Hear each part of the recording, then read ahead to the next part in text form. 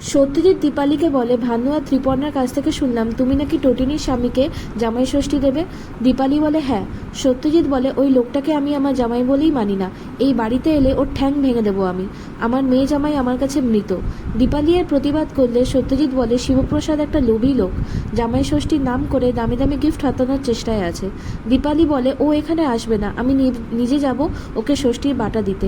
এসব শুনে খুব রেগে যায় সত্যজিৎ। তারপরে সে শিবপ্রসাদকে কল করে অপমান করতে থাকে আর বলে, তোমার মতো ধান্দাবাজদের আমার ভালো করেই চেনা আছে। কি লাগবে তোমার? দামি রিস্ট ওয়াচ, স্যুট, টাকা পয়সা, বাড়ি গাড়ি সব দেবো তোমায়। শুধু কবিরের কেসটা থেকে টটিনিকে সরে যেতে বলো। টটিনি এসব শুনে বলে, ছি ড্যাডি, তুমি তো বাজার বসিয়ে দিয়েছো একেবারে। পরশুরাম সত্যজিৎকে বলে, টাকা দিয়ে সবাইকে কেনা যায় না, আমাদের যতটুকু আছে তাই দিয়ে আমরা সুখে আছি। যদি আমার শাশুড়ি মা এখানে ষষ্ঠী দিতে আসেন, ওনাকে বলে দেবেন উনি যেন খালি হাতে আসেন, শুধু একটা কাঁচা টাকা আশীর্বাদ হিসেবে আনতে পারেন। বেশি টাকা পয়সা হয়ে গেলে মানুষের মতিভ্রম হয়, আপনাদের সেটাই হয়েছে, তাই আপনাদের চিকিৎসার প্রয়োজন।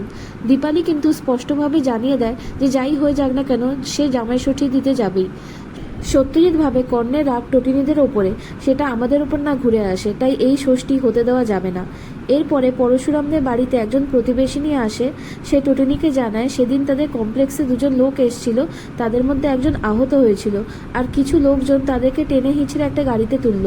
লাট্টুর বুঝতে বাকি রইল না কারা ছিল তারা। তবে টটিনি অবাক হয়ে ভাবছিল এই লোক দুজন কী উদ্দেশ্যেই বা এসেছিল, ঘরে রক্তের দাগটাই বা কিসের? তাহলে কি ওটা মানুষের রক্ত ছিল? এই ঘরেই কি কিছু ঘটেছিল? এদিকে রাস্তায় কিছু গুন্ডারা পরশুরামকে ঘিরে ধরে আর জিজ্ঞাসা করে যে বিজয় মন্টু তোদের বাড়িতে গিয়েছিল বাজার নিয়ে, তারা কোথায়? পরশুরাম বলে, কী সব বলছেন, আমি এসবের কিছুই জানি না।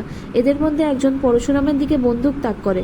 পরশুরাম জানতে পারে এদেরকে কর্ণই পাঠিয়েছে, তাই ঘুরিয়ে সবকটাকে এক এক করে মেরে শুইয়ে দেয়। এদিকে আরাধ্যা জেলে কবিরের সাথে দেখা করতে যায় আর তাকে তার শাশুড়ি মায়ের আশীর্বাদ স্বরূপ দেওয়া হারটা দেখায়। আরাধ্যা কবিরকে জিজ্ঞাসা করে, তুমি তো এর আগে আমাকে তোমার মায়ের ব্যাপারে কখনো বলোনি, উনি কোথায় থাকেন, কি করেন? কবির আরাধ্যাকে সত্যিটা জানিয়ে দেয়।